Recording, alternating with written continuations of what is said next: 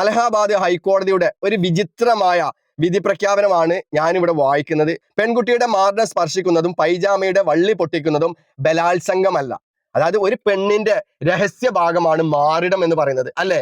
ആ മാറിടത്തിൽ സ്പർശിക്കുന്നത് ബലാത്സംഗമാവില്ല എന്നാണ് അലഹാബാദ് ഹൈക്കോടതി പുറപ്പെടുവിച്ചിട്ടുള്ള പുതിയ ഒരു കേസിൽ പറയുന്നത്. അതായത് കേസ് ഇങ്ങനെയാണ്: അലഹാബാദ് പെൺകുട്ടിയുടെ മാറിടം സ്പർശിക്കുന്നതും പൈജാമയുടെ ചരട് പൊട്ടിക്കുന്നതും നീർച്ചാലിലൂടെ വലിച്ചിഴക്കുന്നതും ബലാത്സംഗ കുറ്റമോ ബലാത്സംഗ ശ്രമമോ ചുമത്താൻ തക്കതായ കാരണമല്ലെന്ന വിചിത്രവാദവുമായി അലഹാബാദ് ഹൈക്കോടതി. ബലാത്സംഗവും ബലാത്സംഗത്തിനുള്ള തയ്യാറെടുപ്പും തമ്മിലുള്ള വ്യത്യാസം വിശദീകരിച്ച് അലഹാബാദ് ഹൈക്കോടതി ജഡ്ജ് ജസ്റ്റിസ് രാം മനോഹർ നാരായണൻ മിശ്രയുടേതാണ് നിരീക്ഷണം. പവൻ ആകാശ് എന്നിവരുടെ പേരിൽ കീഴ്ക്കോടതി ചുമത്തിയ ബലാത്സംഗ കുറ്റത്തിനെതിരെ നൽകിയ ഹർജി പരിഗണിക്കവെയാണ് കോടതി നിരീക്ഷണം. കീഴ്ക്കോടതി ചുമത്തിയ കുറ്റങ്ങളിൽ മാറ്റങ്ങൾ വരുത്തണമെന്നും കോടതി നിർദ്ദേശിച്ചു. പ്രായപൂർത്തിയാകാത്ത പെൺകുട്ടിക്കെതിരെ ലൈംഗികാതിക്രമം നടന്നെന്ന പരാതിയിൽ കസൻഗഞ്ച് കോടതിയാണ് ഇരുവർക്കുമെതിരെ ലൈംഗികാതിക്രമം പോക്സോ വകുപ്പുകൾ ചുമത്തിയത്. 2021 കേസിന് ആസ്പദമായ സംഭവം. ലിഫ്റ്റ് നൽകാമെന്ന വ്യാജേന പ്രതികൾ പെൺകുട്ടിയെ വാഹനത്തിൽ കയറ്റി ലൈംഗികാതിക്രമത്തിന് ശ്രമിക്കുകയായിരുന്നുവെന്നാണ് കേസ്. പെൺകുട്ടിയെ നീർച്ചാലിലൂടെ വലിച്ചിഴച്ചെന്നും പൈജാമയുടെ വള്ളി പൊട്ടിക്കാൻ ശ്രമിച്ചെന്നുമാണ്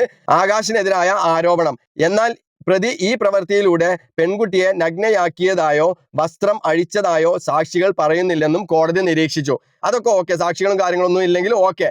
പക്ഷെ ഒരു പെണ്ണിന്റെ മാറിടം സ്പർശിക്കുന്നത് ബലാത്സംഗ ശ്രമമോ അത് ബലാത്സംഗ കേസോ ചുമത്താൻ പറ്റില്ല എന്ന് പറയുന്നതിൽ എന്ത് ന്യായമാണ് എന്നാണ് എനിക്ക് മനസ്സിലാവാത്തത്.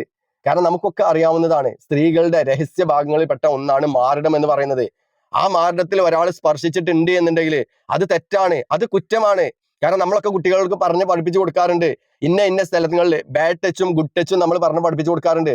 അതിൽ പറയുന്ന ബാഡ് ടച്ചിൽ പെടുന്ന ഒന്നാണ് ഈ പറയുന്ന മാറിടം എന്ന് പറയുന്നത്.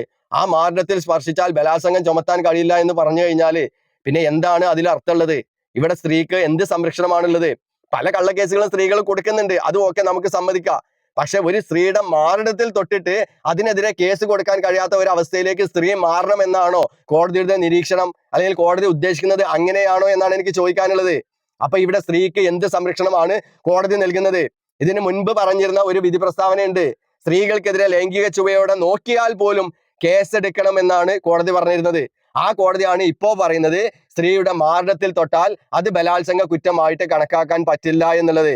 ഒരാള് സ്ത്രീയുടെ മാറിടത്തിൽ തൊടണം എന്നുണ്ടെങ്കിൽ അത് ദുരുദ്ദേശത്തിൽ മാത്രമായിരിക്കും എന്നുള്ളത് നമുക്കൊക്കെ അറിയാവുന്ന കേസാണ്. അല്ലാതെ സതുദ്ദേശത്തോട് കൂടിയിട്ട് ഒരാൾക്കും ഒരു സ്ത്രീയുടെ മാറിടത്തിൽ പോയി തൊടേണ്ട ഒരാവശ്യമല്ല.